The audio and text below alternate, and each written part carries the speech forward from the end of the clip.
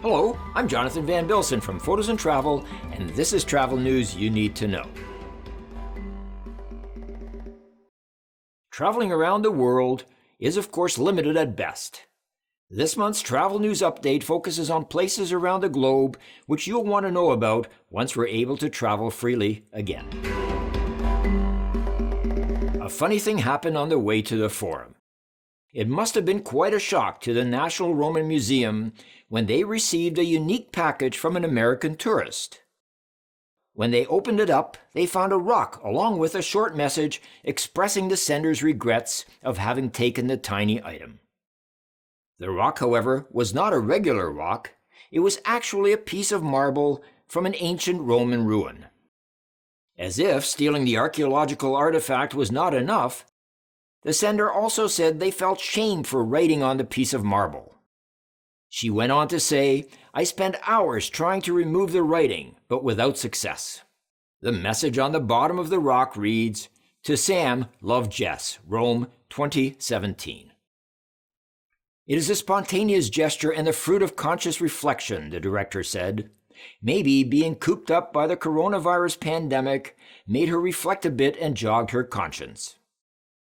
Another reason she may have returned the rock is that 2 Canadian tourists who stole an artifact from Pompeii last year claimed the theft caused a slew of bad luck in their family. Perhaps the American tourist was returning the piece of marble to the museum as a way to avoid the same fate. If you're thinking of visiting Egypt, specifically Giza and the pyramids, you'll be in for a big positive surprise. According to Lonely Planet, the country's #1 tourist attraction will be opening a brand new cafe, restaurant, lounge, and visitor center soon. The new facility is part of a wider plan to renovate the 4,500-year-old site. The Pyramids Lounge will be at the southern end of the complex. Though the site is easily accessible to tourists, the pyramids have never felt like a luxurious place for relaxing in the middle of the desert. The new lounge, however, will be a great place to sit and refresh after seeing this magnificent structure. As if the lounge and visitor center wasn't enough, officials are also planning new signage, public toilets, photo booths, food truck, and even a cinema. And yes, there will be free Wi-Fi so you can send your photos home immediately. A new ticketing system will allow visitors to buy through an app and get on a hop-on hop-off shuttle that will drive around the complex. The new lounge will likely open soon. However, if you're thinking of going, check first to make sure, as the pandemic does tend to alter schedules for everyone. On a personal note, I hope they don't turn this into a Disneyland. For those of you wondering the status of the Grand Egyptian Museum, it is still scheduled to open in 2021. Let's head over to France. You'll be pleased to know that finally, after the longest closure since World War II, we are once again able to visit the top of the Eiffel Tower. The tower has been open since June 25th, but visitors were only able to climb to the first and second level. Of course, social distancing will have to be respected, and visits to the summit will be capped at 250 people at a time. Capacity on the elevator will be cut in half. However, I take the stairs as they've been split in 2. One side of the tower for walking up, the other side for descending. The tower's management team is working very hard in ensuring that all touch points, such as railings, etc., are disinfected daily. There are also 36 hand sanitizing dispenser areas. The tower was built in 1889 for the World Exposition to celebrate the 100th anniversary of the French Revolution.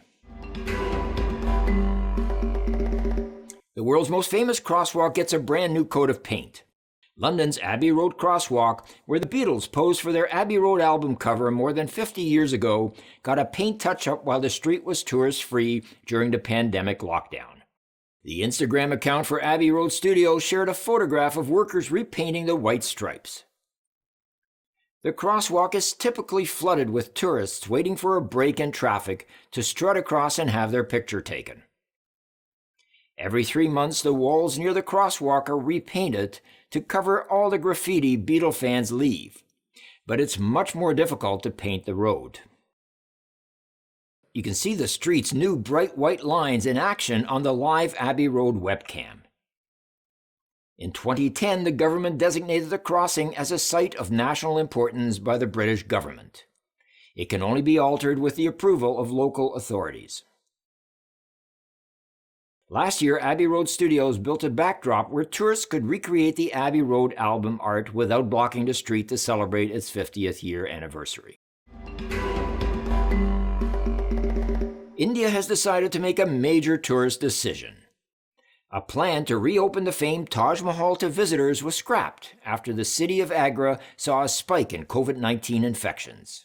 In the interest of the public, it has been decided that opening monuments in Agra will not be advisable as of now, district authorities said in a notice.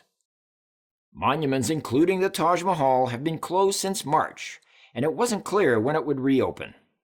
Agra, located in the northern part of the country, is the worst affected city in Uttar Pradesh, which is India's most populated state. Take a virtual hike on the Great Wall of China from the comfort of your couch. It seems every attraction around the world is doing something different to try and capture viewing audience. The Great Wall of China is no different, and even though you can't go there right now, they're offering a virtual hike on the Great Wall. As China's most famous attraction, the Great Wall of China is an essential stop on any trip to China, the China Guide wrote. Commonly considered a wonder of the world, the Great Wall boasts a history of over 2,000 years and stretches more than 4,500 kilometers across several provinces of northern China, making it one of the most impressive ancient structures on the planet. The virtual hike not only allows you to explore the 10-kilometer stretch of the wall, but also provides viewers with some of the best perspectives of the wall. This section is well known for being the most well-preserved with original features still intact. The website visible on your screen provides far more information than just a virtual tour. Take the journey with your kids. You'll be surprised at how informative it is.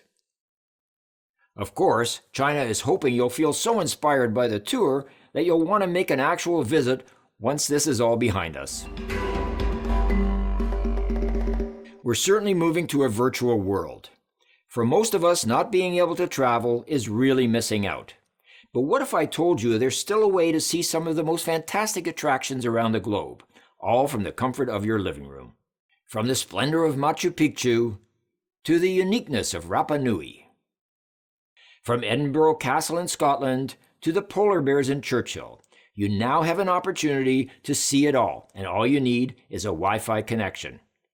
This is all thanks to Google and the launch of their new art and culture service. Visit the website on the screen, or, if you're more adventurous, check out the virtual treks. Before you know it, you'll be climbing El Capitan in Yosemite or walking the 30,000 steps in Petra. Earlier this year, the search engine launched Heritage on the Edge, an online experience that uses 3D maps to showcase a handful of UNESCO World Heritage sites facing the looming threat of climate change. The goal, according to Google, was to digitally preserve the legacy of the landmark. And finally, from our Did You Know department, are you aware that Canada has more forests than anywhere else in the world? We have 396.9 million hectares, which is about 980 million acres of forests, or 9% of all the forest area in the entire world. And that's it for now. I'll be back next month with another travel news update.